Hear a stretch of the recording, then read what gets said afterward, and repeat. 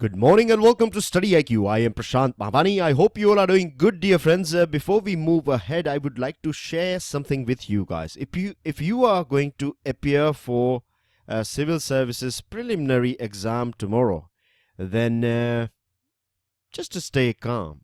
See, everyone, I'm talking about all those sincere students, and I'm sure you are one of them, that if you are going to appear tomorrow and if you are feeling a bit of stress, right, a bit of stress, a bit of nervousness, then this is fine. It happens with everyone, right? It is a system of our body. I'll just give you one example, right? The soldiers or people who are trained for battlefield, they are reasonably less, you can say, afraid, or they are trained for controlling their fear.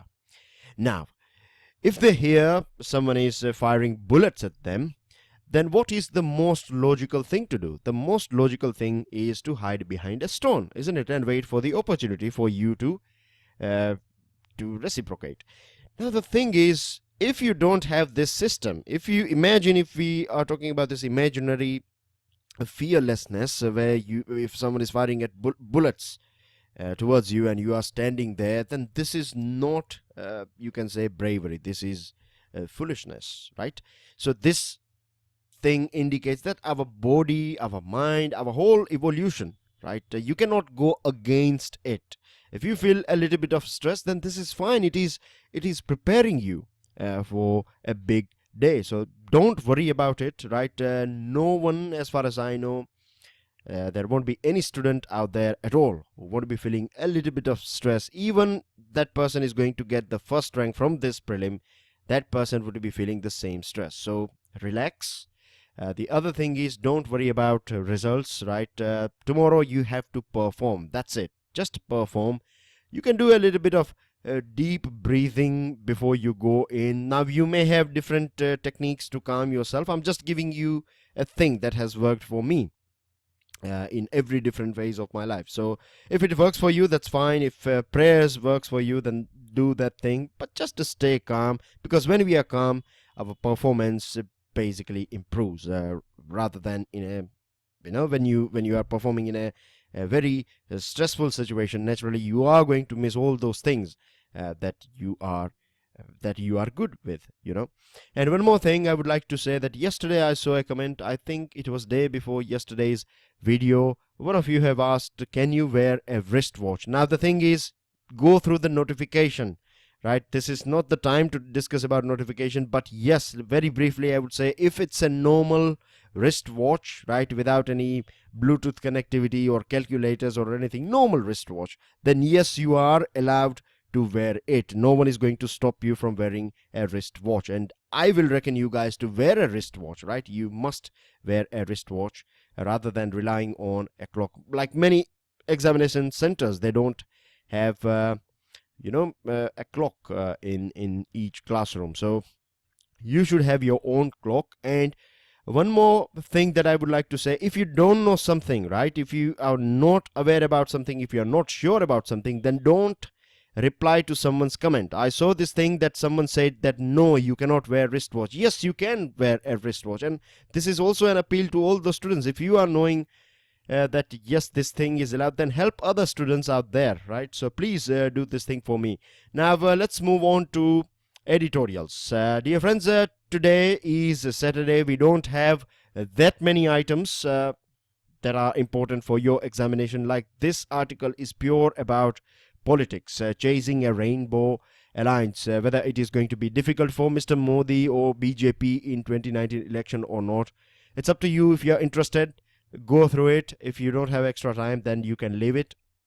This one is about Kerala and Nipah virus. Now we have got special video lecture out there for you guys. We have discussed this thing as a form of a news item as well. So this is giving you overall picture, a story about a family and how one by one everyone was affected by it, and how this professionally trained medical staff they contributed in controlling this Nipah virus. It will give you a bit of history as well, but as I told you, it has already been covered by special video lecture. So it's up to you again. If you have extra time, go through it. Now this one is about the democracy project in Bangladesh. It talks about an index that is released by a German institution. We'll go through it. You have this one, mixed growth signals, very important editorial, very important. I will analyze this thing thoroughly. Most of the lines that you find in this editorial are important, so we'll go through it in detail. This one is about politics in Italy, not directly important for your examination, but I'll give you a gist of this thing. See, if you go and see this politics of Italy, then what you find is that they have very, it's very erratic. Change of guard or change of prime minister is something that is very normal over there. Hardly you find prime ministers finishing 2 years or 2.5 years, right? Within 1 year or 1.5 years, you will see a change of guard. So this thing has always been there in Italy for a very long period of time. And now you have got a new prime minister. He's an academician. He was not that famous, but as far as academics is concerned, he is good at it. And now he's the new prime minister, and the struggles and things that are going on in Italy. Again, if you have extra time, I will reckon you guys to go through it once. But this one you can thoroughly drop, and this one you can, if you want, you can go through it. Now, because we have only 2 items that are important, I have compensated you guys. I have added one more item. I have added a special topic. It's about rainfall. We'll go through it, and it will help you immensely with your examination. I have added many important points, Indian Ocean dipoles and other things. Now, dear friends, as on your screen you can see that we provide different pen drive and tablet courses for various different exams. You can see we have covered many different exams, right? So find out more about it. Check out StudyIQ.com. If you have any question or queries, feel free and give us a call on the numbers that you can see on your screen. If you want to get in touch with me, this is my Facebook page and Twitter handle. If you learned something from today's discussion, don't forget to hit the like button and do share this lecture with other students as well. Now, mixed growth signals. GDP reports, the latest one that we have got. It's about quarters, right? So the latest or the last quarter of 2017, right? 2017-18 year. At present, we are going through 2018-19. I'm talking about financial year, not this calendar year. So 2017-18's last quarter has clocked to 7.7. This growth has been 7.7, which is, of course, a matter of cheer. It's a good sign, no doubt at all. And this growth was propelled means basically fueled by 2 major things. One is manufacturing and the other thing is construction. Now, as far as manufacturing is concerned, you can see here that it contributes almost a fifth of quarterly gross value added, GVA. How much? Fifth, which is nearly 20% of this GVA of a particular quarter this quarter is been pumped by this manufacturing. Then you have construction, about 8% of GVA. So these 2 items are big thing. Now, manufacturing and construction, we have talked about it, that it provides jobs to many different people, right? It creates direct and indirect job. And the good thing about construction is that it can hire, or if you are in construction industry, then you can hire people who are working as agricultural laborer, or you need to do, or the pay is good for these labors. You don't have to have any qualification. Like for manufacturing, you need to have some sort of skills. But for construction, you can be trained, and you can watch and learn things. So this construction is a sector in which you can basically migrate people from agriculture to construction. And the other thing is, construction has this multiplier effect as well, because if you are constructing road or buildings or anything, right, of course it is going to create direct and indirect jobs, but at the same time it is going to help with our development. If we say, for example, if there were like 20 villages, they were not having this good road connectivity. Now, once you create this road connectivity, then you are not just providing them a smooth road that will decrease their transportation time, but it will also open the whole world, right? This 25 imaginary villages will get access to, eventually they will be connected with different highways. So trade in and trade out will take place, and this will bring other services and other items in this 25 imaginary villages. So this is how it works. Then you have this fourth quarter. The rate or this robust growth is 11.5%, which is not bad at all. In the third quarter, if you go and see, then construction was at 6.6%. I mean to say that the growth rate was 6.6, and during demonetization it was 3.9%. So you can see that it is doing quite well here. As far as jobs and other things are concerned, I told you already that it is a when construction goes up, it brings many other items up as well with it. Then you have two service groups. They have performed very good. It's not that bad. They contribute somewhere around 38% of this GVA of fourth quarter. So in these two categories, you have trade, hotels, transport, communication, and broadcasting. And the second type of services are finance, real estate, professional services, etc. They have done well. The good thing about this services is that year on year, what we find is that this services have accelerated. They are going up and up, or the rate is going up and up, which is good for the country, for the economy, because this is the tertiary sector, and it contributes, right? The maximum contribution done to our GDP is coming from this tertiary sectors. Though less people are working in this sector, it basically is, it brings good money, and this can be used for developing manufacturing and agriculture. Then talking about agriculture, forestry, and fishing, which form this primary sector. Here, one more thing that I would like to add here is that this manufacturing and construction, they are part of secondary services or secondary sector of our economy. This one is the tertiary one, and this one is primary or number one.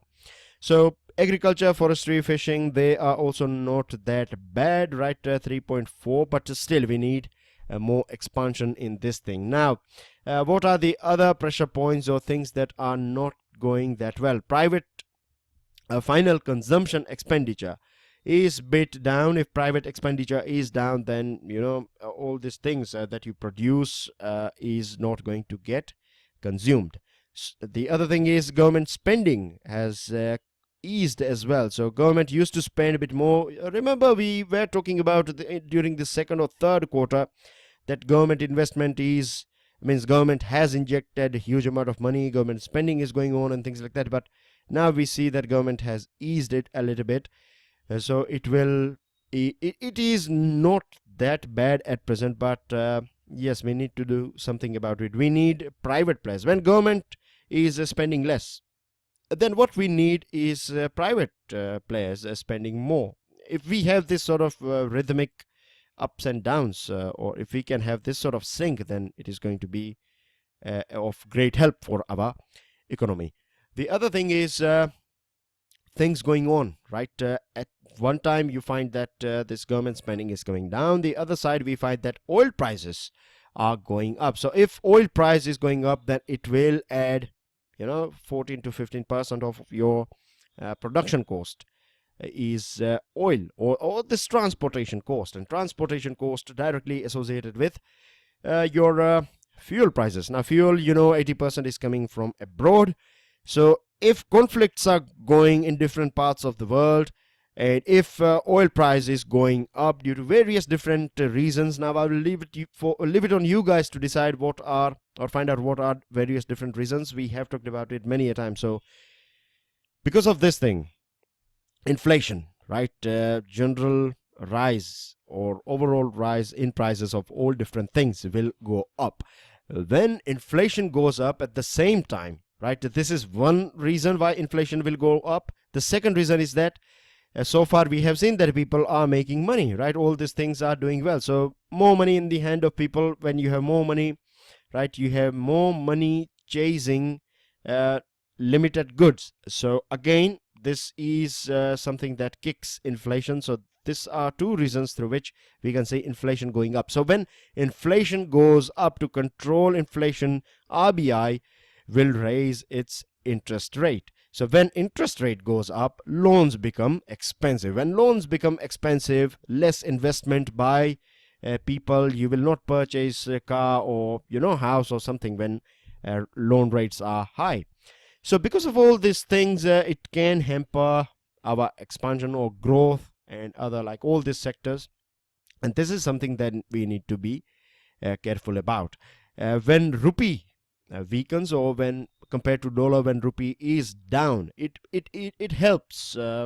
It helps exporters, because earlier on you used to get 60 rupees, right? If you sell something in international market worth $1, you used to get 60 rupees. Now you would be getting 68 or whatever, 69 rupees. But exports are down as well because of global uncertainty is going on. Protection theory is going on, and then you have uncertainty in West Asia and other places. So because of this thing, our exporters are not able to make the most out of it. So these are red flags. I hope things are clear to you now. Now moving on to this Bangladesh item or this article. Now the democracy project in Bangladesh. Bangladesh, Lebanon, Mozambique, Nicaragua, Uganda. These are the countries that are termed as new autocracies by this Germany's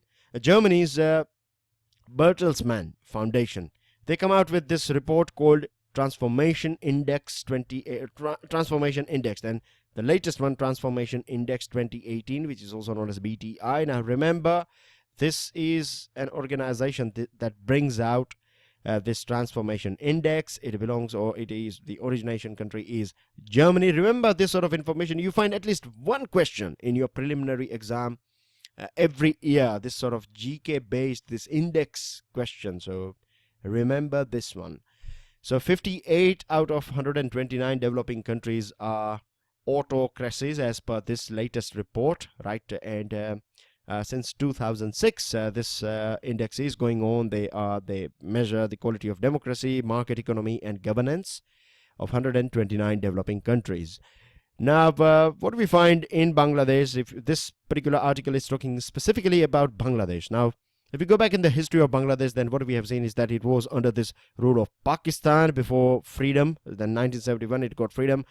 It was democracy at that point of time. Later on, we saw that H.M. Irshad-led military junta took over Bangladesh in 1990s, and Bangladesh has witnessed a change of government after that. Once this Irshad-led military junta was removed, we have seen this every year, every 5 years. Elections are taking place in Bangladesh, and particularly since this 1990, we have seen that there has been change of government every 5 years. Now, in 2008, Awami League, the current Prime Minister Sheikh Hasina's party, came into power, and then elections took place in 2013, I guess. Yes, 2013 election took place. 2013 or 14, not that sure about year, but election took place in Bangladesh. And what happened at that point of time? This opposition party of Zia Khaleda, they refrained. They did not took part. They never filed their candidates, saying that all these things are going wrong because this Awami League, they removed this system of interim government. Now, what was happening basically, or what happened back in Bangladesh? They have this experience that when you allow some interim government, particularly this military, to look after this, this transition phase when elections are going on. If you allow army to be a caretaker government, and this has happened, that rather than handing over power, 2 years army ruled Bangladesh without any mandate. So this thing was removed by this parliamentary majority that this Awami League used to have. In fact, even today they have this majority. So they removed this system, and because of this thing, this Khaleda Zia party said that this is not democratic. They rejected this election, and finally Sheikh Hasina was back in power. Now they are going to face election this year, if I'm not wrong, and it is going to be a tough battle, right? For India, as far as India is concerned, we have very good relationship with this current Prime Minister Sheikh Hasina. She is India friendly. Her father was India friendly as well. And as far as Zia Khalida's party is concerned, based on media report and based on what I know, I can say that if they come to power, then this is not going to be healthy for secularism of Bangladesh. It is not going to be. We may find difficulties as far as this bilateral relationship is concerned. So India is of course hoping and crossing its finger that the Sheikh Hasina comes back to power, or Awami League comes back to power. Violence and other things is something that is bit common in Bangladesh, but as far as democracy is concerned, it is a maturing democracy. It is getting there slowly, right? Things are happening over there. And this is something that generally speaking, Western world, when it comes to South Asian democracies, they are a bit skeptical. That's what this article is trying to tell us. This skeptical thing is the last portion. It's a gist, or you can say this concluding remark of this article. Now, I have this additional article for you guys, or additional topic for you guys, right? You won't find this thing in the Hindu, but it will help you immensely with many important things associated with monsoon. Now, IMD, right, the weatherman came out with this second report, and what it says is that India is going to get a good monsoon. When I say good, I mean to say a normal monsoon. Our range, or this LPA, that is long period average, is 96 to 104%. So it is going to be somewhere between 96 to 104%, which is not bad at all. It is a very good thing. It is very reassuring as far as this things that are going on in our country. You know that farm distress has been going on, farmers committing suicide and losing their because of drought. Now, I do understand that we have some pockets in our country, like if you go to Assam and other places, then they face this flood situation. But in other parts of our country, we find water scarcity, right? Predominantly water scarcity. So, good monsoon is going to bring cheer, right? The whole share market and everything, right? When we have this news, I was going through a program. I'll just give you one example, right, of the importance of monsoon. I was listening to a program, and they were talking about, it's basically American program, and they were talking about Indian movies, and they said that they can never figure out, or they can never understand this thing, that why you see this hero heroines or actors dancing when or they are happy when it's raining, because in countries like USA and UK and other countries, when it's raining, you already have cold weather, and then you have this cold showers. So people hate rain over there, but in our country, it's a different thing, right? We have this proper monsoon season, and monsoon brings cheers. So it depends on geography. This is very important point that I think will help you with your understanding. Now, this IMD forecast of June, September, right? We have this 4 months of rainfall, or this monsoon season. And it is going to be 97% of LPA, plus and minus 4%.